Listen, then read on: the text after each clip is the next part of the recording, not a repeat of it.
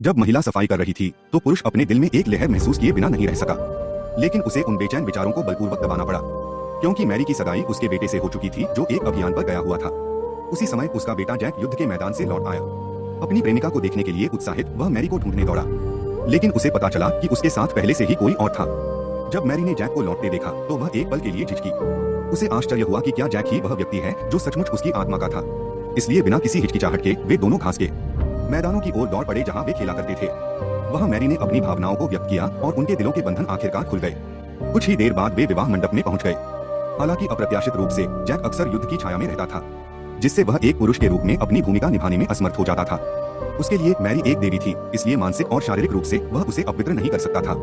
लेकिन मैरी बहुत निराश थी। वह एक बच्चे के लिए तरस रही थी, फिर भी जैक एक पुरुष के रूप में अपनी गरिमा खो चुका था। एक दिन मैरी ने जैक को एक अनजान औरत के साथ देखा। यह देखकर वह निराशा में डूब गई, क्योंकि उसे पता था कि जैक अपनी शारीरिक जरूरतें पूरी करने के लिए ऐसा करता है। अपने पति को छोड़ने के लिए दृढ़ निश्चयी मैरी ने खुद का बच्चा पैदा करने का मन बना लिया। इसलिए वह अपने सौतेले पिता के कमरे में चली गई।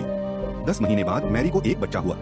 घर का माहौल गर्मजोशी और खुशी से भर गया, जिसने जैक को उसके भीतर के अंधेरे से पूरी तरह बाहर निकाल दिया। उनका भविष्य अब आशा से भर गया था।